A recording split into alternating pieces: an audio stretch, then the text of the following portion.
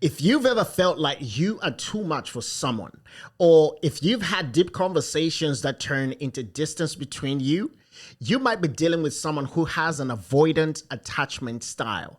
And so in today's episode, what we're going to do is define what an avoidant is and talk about how to respond with wisdom, peace, and truth.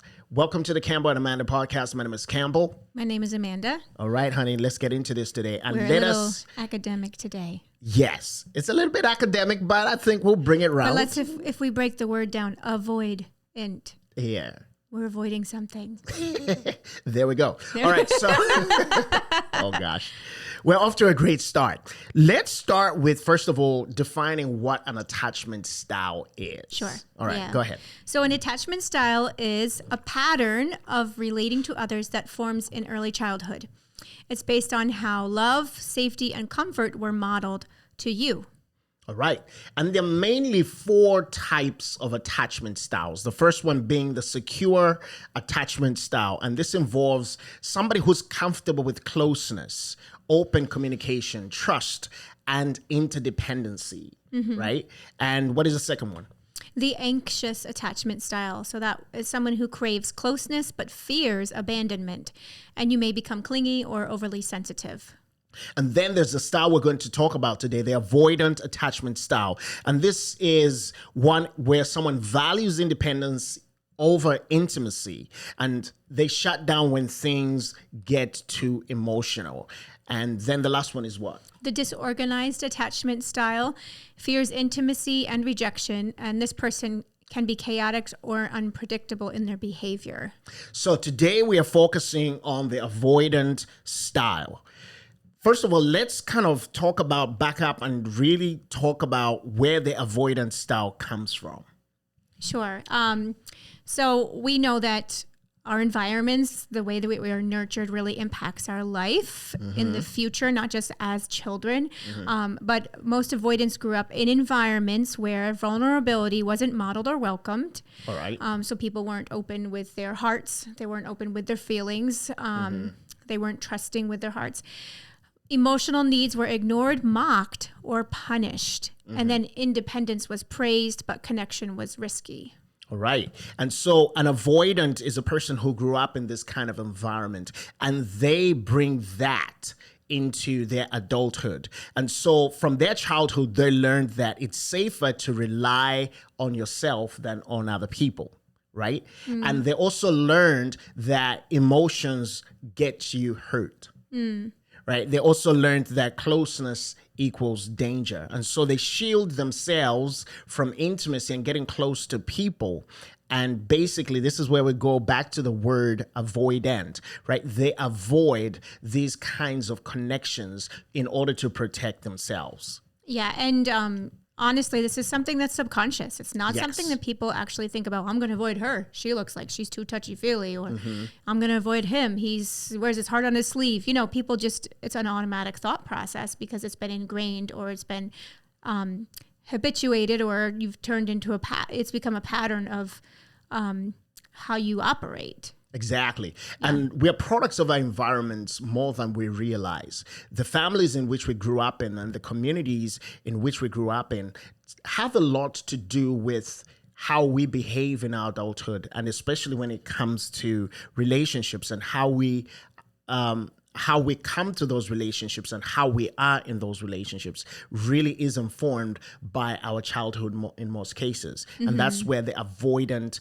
type of attachment style comes from.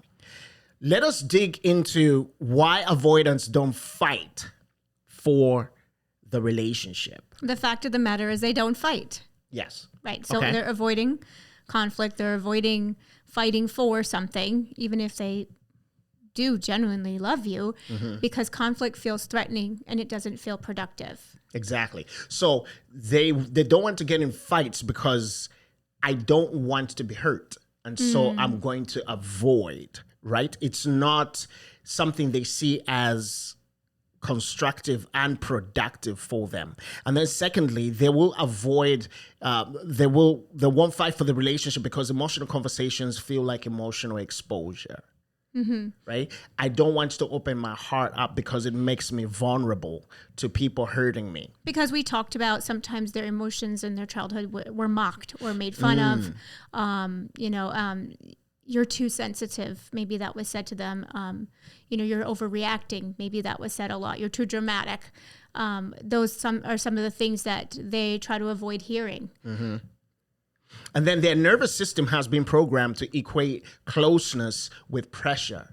And so when you begin to get close to them emotionally, they feel like that's a lot of pressure on them. And they don't want to feel that. They're so used to independence and being really just worrying about themselves. And so getting close to somebody else feels like a lot of pressure for them. And so instead of engaging, they flee from closeness. Right? They avoid that relationship. And because they're of that mindset, they're not going to fight for your relationship.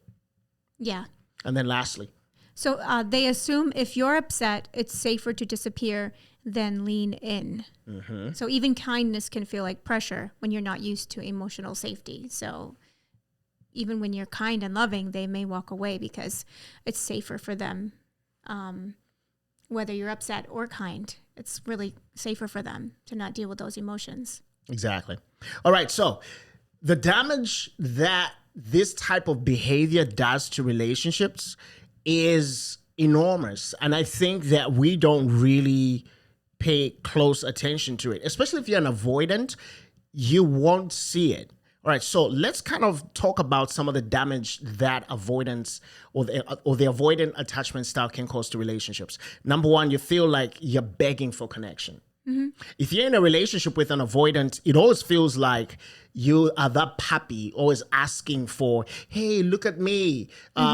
Can you spend time with me? Can you engage in this relationship? And so it feels like you're always begging for that connection. Yeah, affirmation, encouragement, even like somebody being thoughtful of you. And if they're of an avoidant attachment style, that's just not part of who they are naturally. So it honestly is something that it makes them look selfish because it really are about self-preservation. But it causes damage in relationships because, I would probably predict correctly if I were to say empaths, people who are very sensing and feeling and compassionate are attracted sometimes to these avoidants, people who have an avoidant attachment style. Yeah. And so they could easily get hurt because they're looking for the affirmation, they're looking for that connection, and it's just not there. And it's not just there, so you end up begging for it, right? And then secondly, if you're in a relationship with an avoidant, you might second guess your own worth. Yeah. Right? Because they're not reciprocating your energy, they're not reciprocating your emotional advancements. You begin to question and second guess your own worth because the avoidant is avoiding, right? Connection. And you begin to kind of turn the mirror on yourself and begin to ask, what is wrong with me? What am I doing wrong in this relationship? Yeah. I mean, honestly, I'm kind of at a loss for this because I feel bad for the avoidant person. It's not their fault that this was the model that they had, and this is subconsciously what they've developed as their pattern. But they really don't know how to demonstrate that somebody else is worth their time or attention because they've just learned to kind of coast by in life and kind of live parallel lives with other people in independence. Yeah. Yeah. And I mean, we'll talk about, what you can do if you're an avoidant, right? What you can do. And then if you're in a relationship with an avoidant, what else can you do to help the situation? Okay. So the other reason avoidant type attachment kind of creates in a relationship, or the damage it creates, is that conflict never gets resolved, right? Because there is no engagement. Right. Because you're running away from conflict, there's no resolution. Right. It's not productive in your mind, it's not productive as an avoidant attached, somebody who demonstrates that personality or attachment style. And so it's not really worth your time. Yeah. And then it leads into the other thing where the other person now, if you're in a relationship with an avoidant, you begin to feel like the relationship is one-sided. Right. Yeah. And yeah. Yeah, I'm the one who's always I'm bringing. the one who's always giving, and I'm always the one who's thinking of you. What about me? Yeah. And leads to bitterness and an unhealthy relationship. And it's super important for you to realize if you're in a relationship with an avoidant is that avoidants don't often mean to cause harm, but their defense mechanisms create distance and distraction, right? So it's just important that you become aware. First of all, if you're an avoidant, be aware of your own attachment style. And then if you're in a relationship with an avoidant, be aware that these are possibilities, right, that can actually damage the relationship. Okay, now that we've kind of defined who an avoidant is, what kind of distraction can be caused by an avoidant, let us talk about how an avoidant can actually respond in a relationship. You want to go first? So if you are not the person who's the avoidant in the relationship, though it may be difficult for you, you need to stop chasing. You should stop chasing the other person. Let them initiate. And, by doing that, you're setting an expectation in the relationship that it should be reciprocal. It should be mutual. And you should both be pursuing each other. Yeah. And again, if you're with an avoidant, you want to set some emotional boundaries, right? If you need space, you can say things like, if you need space, I respect that. But connection is a requirement for our relationship to thrive. It's not a bonus. It is a requirement, right? So you need to set those emotional boundaries in very, very clear terms. And expectations. If you can say connection is a requirement, communication is a requirement. Yes. When we have conflict, we have to talk about it. We have to work on resolving it together. Do you think I was an avoidant? Because I can relate with some of these tendencies in terms of not wanting. I guess I wasn't avoiding conflict because I was afraid of it, right? I guess I just needed time to process. I think that's what. You avoid conflict? I'm the creator of conflict. You're the provocateur in chief. Provocateur in chief. No, but I can just relate to not wanting to kind of get into it right now because maybe I'm not in the right headspace. But I guess I'm not an avoidant. I was just thinking. I'm trying to be empathetic towards avoidance, I guess. No, I just think that you needed time to process, and that's fine. You just needed time to process it. And I think based on my personality, my attachment style, we had different styles that were a little bit more extreme when we first got married. Yeah. And so we had to learn to work through that together, setting, okay, we're not going to talk about this now, but we do have to talk about it. Yeah, at some point. We have to talk about this. Before the end of the day. Yes. And we had to set those deadlines for ourselves. So again, I think I digress. But going back to if you're in a relationship with an avoidant, remember to, number one, stop chasing, let them initiate. Secondly, set emotional boundaries. That's super important. Then number 3, and this is super important as well, don't take their distance personally. Okay. I know it's hard, but first of all, understand who they are. Understand that they're a product of their environment. And so when they pull away, don't take that pulling away personally, right? It's not always about you. Right. I mean, it's 99.9% not about you. It's just ingrained and patterned and habituated in who they are and how they respond to emotional vulnerability, to any kind of conflict. And they have to unlearn, and relearn healthier habits. Exactly. But remember this, it is your responsibility to protect your peace. Right. Yeah. It is your responsibility to protect your peace. So sometimes not taking personal, the pulling away personally actually works to your advantage, because if you let somebody process or you let somebody deal with whatever they are going through with the understanding that there has to be a coming together so that we can resolve this, there's no way of escaping this if we're going to be together. Just remember that if pursuing them or engaging with them at the time is going to disturb your peace, maybe wait. Right. And not everything is a mountain. And, some things are molehills. So what I mean by that is you're going to stake a flag, on a particular argument about the brand of lettuce that you bought at the store. or, it seems minor, but people do that. Oh, you yeah, know, you didn't buy the definitely. right brand of toilet paper, the Yeah. right brand of laundry detergent. If you're going to stake your flag on something so minor, then you're really not ever going to be able to address the big stuff. The big stuff. Well, because that person who's already has an avoidant attachment style is like, I'm walking away from this. I really don't want to have this conversation, period, if you're going to make everything a mountain. Exactly. And that's why we're big advocates for when you get into a relationship with somebody, don't rush it, right? Take your time, get to know the person. And when you're courting, when you are together before you make that lifetime commitment, that is great space for you to begin to dig into attachment styles, for example, really unpacking your family history and really getting to understand each other so that when you're making that lifetime commitment, you know what you're getting into. Yeah. And it is during that time when you're just getting to know each other that this third thing is important. This last thing is important. It's not third. I think it's fourth, right? Super important. Look for fruit, not potential, right? Look for evidence of change, not potential, not promises. Look for the evidence. So if an avoidant is saying, I'm going to do better, I'm going to be a better communicator, I'm going to practice vulnerability, I'm going to tell you how I feel. Those are great promises, but until you see the evidence, it means nothing.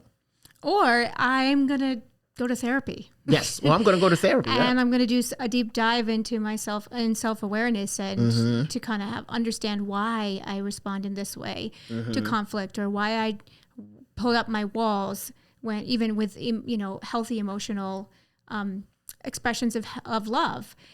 So that's fruit. That's right fruit. there when Yes. people are actually taking steps. And you have to ask yourself, is this relationship fruit bearing? Are they bearing fruit? Are they taking steps to make the necessary changes for you to have a healthy connection and communication within the relationship, or is it draining your soul? Yes. And these are important questions for you to ask, because listen to me. A breakup before marriage is way easier than a divorce. Yeah. A breakup before marriage is way easier than a divorce. So don't rush into marriage, lifetime commitment, if you're not seeing fruit that somebody is growing, right? If this relationship is draining you, don't go like, it's going to get better over time. No, it has to show evidence, or he or she has to show evidence that there is change happening here. Otherwise, this will be a long, miserable road. Right. The avoidant person becomes your project. Yes. And in becoming your project, they probably will literally distance themselves even more because they feel like there's something wrong with them. Yes. And while there are areas where they need to grow and they need to unlearn and relearn, it doesn't help that they already feel ashamed or they feel judged because of that. Exactly.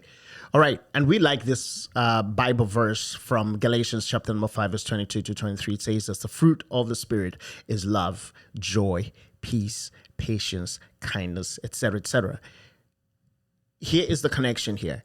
If your relationship consistently lacks this, consistently lacks the fruit, consistently lacks the evidence of change, it's time to reevaluate. Yeah. It Before you seriously get is. married. Before you can have kids. Before you can have kids, before you get into this lifelong commitment. Because remember again, I'm going to say it again. A breakup before marriage is way easier than a divorce. 100%. 100%. Okay. We've talked about if you're in a relationship with an avoidant, we've given you some tips on how you can navigate that. But let's turn our attention to the person who is the avoidant partner in this relationship. Let's talk a little bit about how you can navigate this and how you can get on a path to change. I think we should preface this, and I think you already said it. Understand this. You are not broken. You are a product of your environment. There's some things that you bring into adulthood that are great. and are a product of your environment.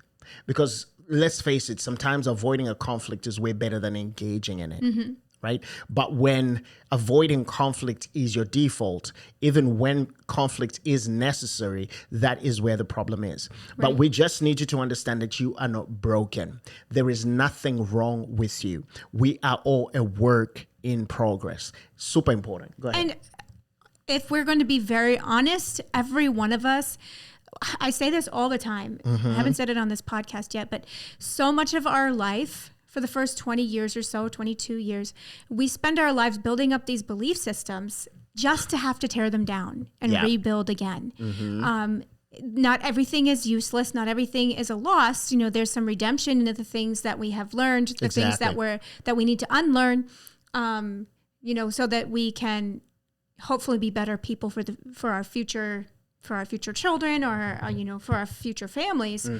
But everybody goes through this. You reevaluate your upbringing, you reevaluate your belief systems, and you have the right to change, and you should want to. You should want to change and be a better version of yourself all the time. All the time. We've never arrived. We've never arrived, and we are in our 40s, and we're evaluating some things about our lives. We're evaluating relationships. What do we want out of life? Change is the only constant in life. But here's the thing. Yes, understand that you're not broken, but you must grow. Yeah. Each one of us, at whatever stage in life, we have to change and grow. So if you're an avoidant, we just want to give you kind of like a few things we feel can help you. Okay. And here's the first one. Learn to sit in emotional tension without running. Learn to sit in that emotional tension without running.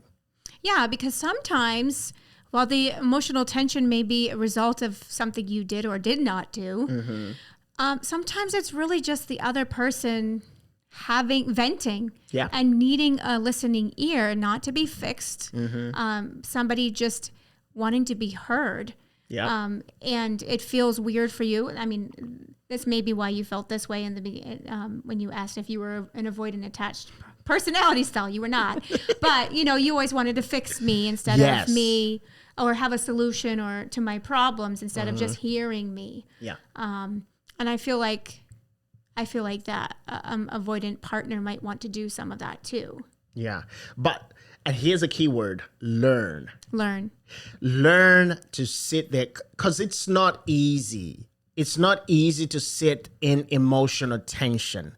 It's not easy to feel the distance between the person that you love and yourself. But sometimes, and oftentimes, especially when you're an avoidant, it is super, super helpful for you to learn how to sit in that emotional tension without running away, to sit there and have that difficult conversation without running away, to learn to do this next thing and practice naming your feelings instead of suppressing them.